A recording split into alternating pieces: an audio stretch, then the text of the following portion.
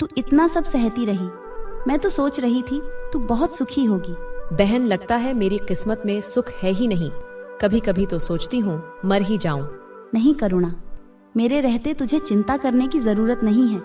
अब से तू हमारे साथ रहेगी। रास्ते भर शोभा उसे तसल्ली देती रही।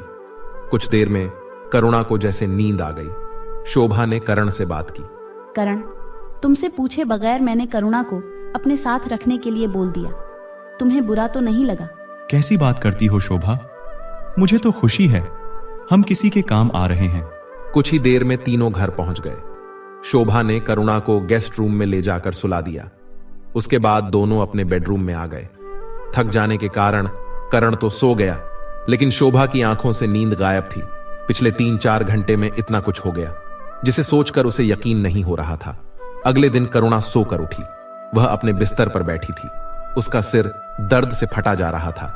तभी शोभा उसके कमरे में आती है। कैसी है करुणा? क्या हुआ? सर पकड़कर क्यों बैठी है? कुछ नहीं, सिर में बहुत दर्द हो रहा है। शोभा फटाफट गई और उसके लिए एक टैबलेट ले आई। करुणा ने बिना कुछ पूछे खा लिया। करुणा, तू आराम कर, अभी मेड आ जाएगी घर का काम करने के लिए। मुझे हॉस्पिटल जाना होगा। मैं तुझे बताना भूल गई, हम दोनों ने नौकरी छोड़कर अपना हॉस्पिटल खोल लिया है। इसी कारण मैं 2 साल से तुझे मिल नहीं पाई। बहुत अच्छा किया शोभा, तेरी तरक्की देखकर मुझे बहुत खुशी मिलती है। वैसे भी मेरी जिंदगी में अब बचा ही क्या है। अच्छा किया जो तू मुझसे मिलने नहीं आई। मेरी सास का व्यवहार बहुत खराब है। वो तेरी बेइज्जती करती तो मुझे बर्दाश्त नहीं होता।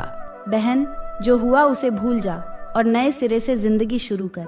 लेकिन अभी तू बस आराम कर, ज्यादा मत सोच। मैं लेट हो रही हूँ, तुझसे शाम को मिलती हूँ। और हाँ, घर का कोई काम मत करना, बस आराम कर। कुछ ही देर में मेड आ गई। शोभा ने उसे कुछ समझाया और वे चली गई। मेड करुणा के पास आई और बोली, मैडम, आपको कुछ भी चाहिए हो तो मुझे आवाज दे देना। यह कहकर वह अपने काम में लग गई।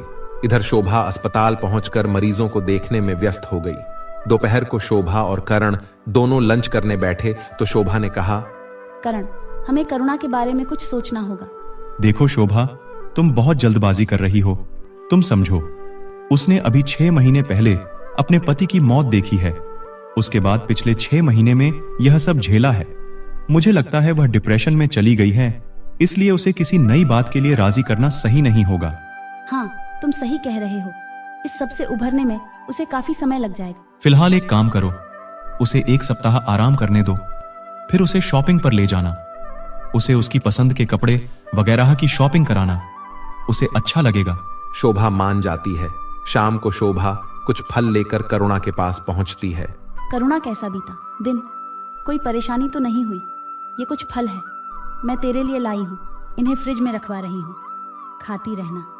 अभी ऐसे ही पड़े रहे, तू बहुत कमजोर हो गई है। तू मेरा कितना ध्यान रखती है। वैसे मैं सोच रही थी कब तक तुझ पर बोझ बनी रहूंगी। मुझे कोई काम मिल जाता तो अच्छा रहता। तू मेरी बहन है, यह घर तेरा है। फिलहाल आराम कर। रही बात काम की तो वह सब बाद में। पहले अपनी शक्ल देख कितनी कमजोर हो गई है। अगर तू काम करना चाहती है तो पहले खा पीकर सेहत बना, फिर देखेंगे। करुणा थोड़ा सा मुस्कुराई। चलो, मैडम के चेहरे पर हंसी तो आई। शोभा हंस पड़ी। इसी तरह समय बीत रहा था। करुणा को आए 2 महीने बीत चुके थे। इस बीच शोभा उसे कई बार बाहर घुमाने ले जाती थी, कभी कभी अस्पताल ले जाती थी। करुणा अब बहुत बदल गई थी। वह हंसने लगी थी। इसी बीच करुणा बार बार शोभा से काम के लिए कहती, लेकिन शोभा कोई ना कोई बहाना बनाकर टाल देती। करुणा करण से भी काफी घुल मिल जाती है। करण करुणा से साली साहिबा कहकर थोड़ा मजाक कर लेता था, जिसका जवाब करुणा उसे जीजा जी कहकर देती थी। 3 महीने बीत जाने पर एक दिन करुणा ने शोभा से पूछा, शोभा देख, मैं अब और बोझ नहीं बन सकती। या तू मुझे कहीं काम पर लगवा दे या मैं कहीं और जाकर काम ढूंढती हूँ। तू एक काम कर, मेरे साथ हॉस्पिटल चल। शोभा करुणा को अस्पताल ले जाकर अपने केबिन में बिठा देती है। फिर करुणा शोभा के साथ साथ मरीज देखने जाती है। करुणा धीरे धीरे काम समझ रही थी। करुणा कुछ दिन में सब कुछ समझ जाती है। शोभा उसे अस्पताल की इंचार्ज बना देती है। वह अच्छी तरह सफाई का ध्यान रखती है। किसी मरीज को कोई परेशानी ना हो उसका ध्यान रखती है। एक दिन शोभा की तबीयत खराब हो जाती है। वह अस्पताल में बेहोश हो जाती है। शोभा का चेकअप होता है तो पता चलता है कि वह प्रेग्नेंट है। यह सुनकर करण और करुणा बहुत खुश होते हैं। करुणा अब अस्पताल के साथ साथ शोभा का भी ध्यान रखने लगती है। वह शोभा की डाइट का बहुत अच्छे से ध्यान रखती थी। कभी कभी तो करुणा घर ना आकर हॉस्पिटल में ही रात को रुककर काम निपटाती रहती थी। शोभा उसे फोन पर डांटती थी। सबकी सेवा करते करते खुद बीमार पड़ जाएगी, खुद भी थोड़ा आराम कर लिया कर। बहन, ऐसा मौका किस्मत से मिलता है। जिस दर्द से मैं निकल कर आ रही हूँ, उनके दर्द के आगे और कुछ भी नहीं है। शोभा भी बहुत खुश थी। जैसे जैसे उसका समय नजदीक आ रहा था, शोभा घर पर ही रहने लगी थी। थोड़ा सुबह उठकर सबका नाश्ता खाना बनाकर हॉस्पिटल चली जाती थी। हॉस्पिटल से हर महीने उसे सैलरी मिलती थी। करुणा ने कई बार कोशिश की, वह घर खर्चे में कुछ पैसे दे, लेकिन शोभा गुस्सा हो जाती थी। वह उसे उन पैसों को बैंक से निकालने के लिए मना करती थी। करुणा की जिंदगी का मकसद अब सिर्फ मरीज की सेवा करना रह गया था। एक दिन करुणा हॉस्पिटल में रजिस्टर चेक कर रही थी। तभी उसने देखा कि पिछले महीने से हमारे हॉस्पिटल में खर्चा ज्यादा हो रहा है। वह अस्पताल के अकाउंट सेक्शन में गई। वहां का सारा काम सुबोध देख रहा था। वह एक अकाउंटेंट था और पहले ही दिन से अस्पताल में काम कर रहा था। करुणा उससे पूछती है तो वह बताता है, करुणा जी, मैंने कई बार करण सर को बताने की कोशिश की है, लेकिन हमारे हॉस्पिटल में जितने मरीज हैं उनके हिसाब से दवाइयां और बाकी का सामान बहुत ज्यादा मंगवाया जा रहा है और वह कहां जा रहा है पता नहीं लग पा रहा है।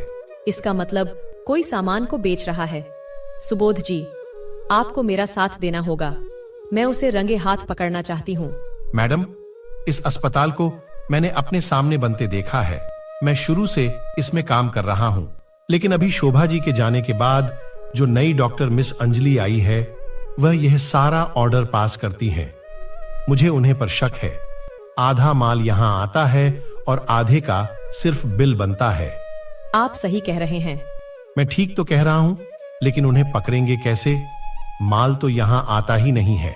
अगले दिन करुणा डॉक्टर अंजलि से सीधे पूछ लेती है, अंजलि जी, यह जो स्टॉक आप मंगवाती है उसमें ज्यादा कहाँ जाता है? यह सुनकर एक बार अंजलि घबरा जाती है, लेकिन किसी तरह अपने आप को संभालते हुए कहती है, पूरा यही आता है और इस्तेमाल होता है। आप मुझ पर चोरी का इल्जाम लगा रहे हैं। वह गुस्सा करते हुए करण के केबिन में पहुंच जाती है। देखिए सर, ये मेरे ऊपर चोरी का इल्जाम लगा रही है। करण के पूछने पर करुणा सुबोध से मिली जानकारी उसे बताने लगी। करण ने सुबोध को बुलाकर सारी बातें पता की, लेकिन फिर भी अंजलि के खिलाफ कोई सबूत न मिल सका। अंजलि बार बार सुबोध पर ही इल्जाम लगाकर रोती जा रही थी। उसकी बातों को सुनकर करण ने सुबोध को नौकरी से निकाल दिया। करुणा ने करण को समझाने की बहुत कोशिश की, लेकिन उसने एक न सुनी। उसने बाहर आकर सुबोध से बात की। मुझे माफ कर दीजिए। मुझे पहले से सबूत ढूंढकर इल्जाम लगाना चाहिए था। मेरे कारण आपकी नौकरी चली गई। अरे आप क्यों परेशान हो रही हैं? मुझे तो कहीं भी काम मिल जाएगा। रही बात इस नौकरी की, तो यह सब उस अंजलि की चाल है। करण सर से मुझे यह उम्मीद नहीं थी। आप बिल्कुल चिंता ना करें।